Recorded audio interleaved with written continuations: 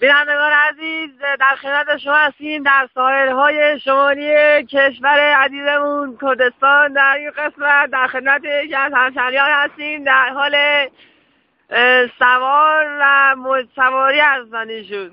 آقا سلام علیکم. مثل این که صداتون نمیرسه. آقا چند سال مشغول به این کارین؟ به به، چه حرکات زیبایی از خودشون نشون میدن.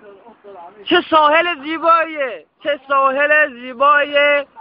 و آقا مشکلی پیش اومده؟ بله. شما چند سال مشغول به این رشته هستی؟ ساحل زیبای شمالی کشور رو میبینید. آقا خسته نباشین، امیدوارم که موفق باشید. 18 ساله که من این کار به طور حرفه‌ای انجام میدم. هر 18 سال 18 تا مقام آوردم.